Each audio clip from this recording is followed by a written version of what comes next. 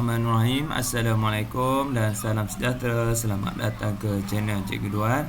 Bagi yang pertama kali masuk ke channel Cikgu, jangan lupa like, share dan subscribe dan tekan butang lonceng di bawah. Video kali ini Cikgu ingin kongsikan sambungan bab 2, 2.2 pergerakan dan pertukaran gas di dalam badan manusia. So, inilah pertukaran oksigen dan karbon dioksida di dalam badan manusia. So, yang merah ni udara sedutan. Yang biru adalah udara hembusan. So, yang mana kita sedut oksigen. Hari-hari kita buat ni. Sedut oksigen masuk. Okey, dekat alveolus. So, banyak oksigen berkepekatan tinggi kat sini ni. Okey. So, dekat sini saluran darah. So dekat alveolus tu banyak kapilari darah. Okey. So bila kapilari darah banyak, ni darah yang merah ni adalah hemoglobin. Okey, hemoglobin. Okey, jom kita tengok.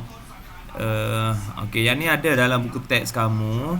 Kita tengok ni antara laluan-laluan dia, apa yang berlaku. Yang pertama, udara yang disedut ke dalam alveolus mempunyai kepekatan oksigen yang lebih tinggi daripada kepekatan oksigen dalam darah. Oleh sebab itu, oksigen akan resap masuk melalui dinding alveolus ke dinding kapilari darah ke dalam darah. Itu yang pertama.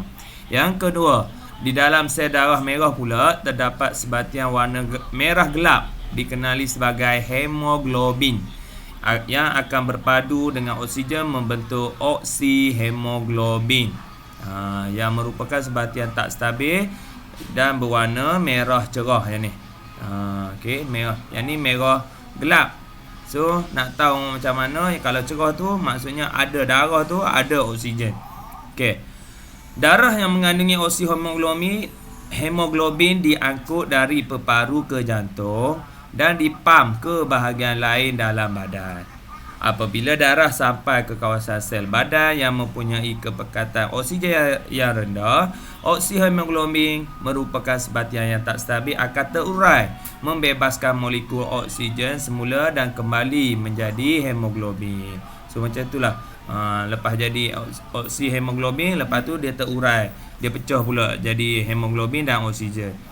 Yang kelima, di dalam sel badan, oksigen meresap mengoksidakan molekul glukosa kepada karbon dioksida, air dan tenaga melalui respirasi sel.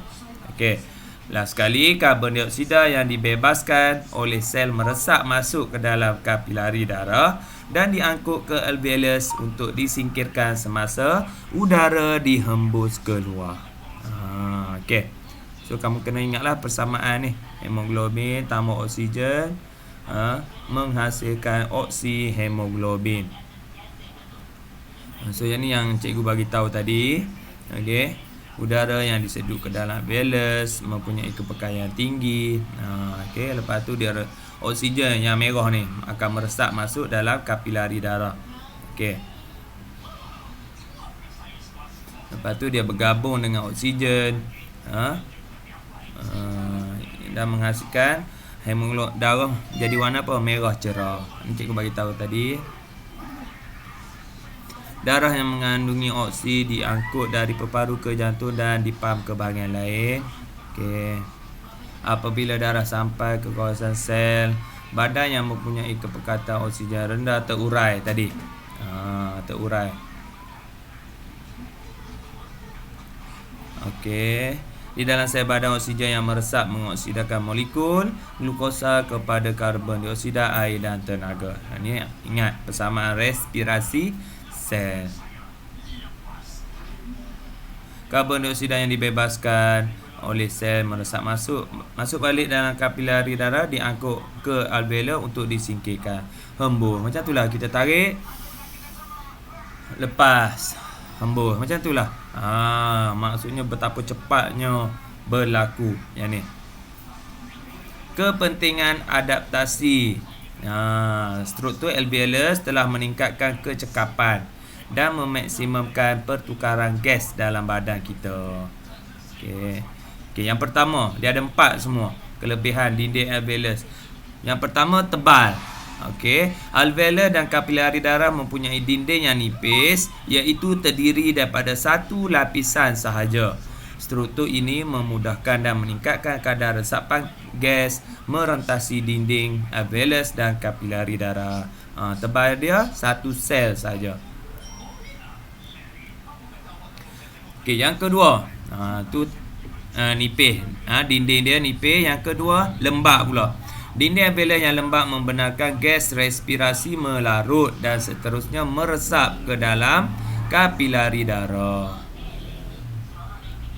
Yang ketiga, jaringan kapilari yang meliputi alveolus. Okey. Yang padat meningkatkan kadar pertukaran gas antara alveolus dengan kapilari darah. So banyak jaringan dia. Okey. Jaringan dia, kalau kita banyak wire lah. Banyak saluran. Okey. Luas permukaan. Peparu yang mengandungi berjuta-juta alveolus ni yang menyediakan luas permukaan yang besar untuk pertukaran gas. Alveolus. Selain struktur alveolus, satu faktor lain yang dapat meningkatkan adalah apa dia? Perbezaan kepekatan gas di dalam alveolar dan kapilari darah. Semakin besar perbezaan kepekatan, semakin tinggi kadar resapan. Okey. So kalau banyak oksigen kat sini, so yang ni rendah, cepatlah dia resap. Wallahualam. So setakat itu saja perkongsian cikgu untuk kali ni. Kalau anda suka video cikgu, jangan lupa like, share dan subscribe dan tekan butang loceng di bawah. Sehingga berjumpa lagi dalam video akan datang. Wallahualam. Assalamualaikum.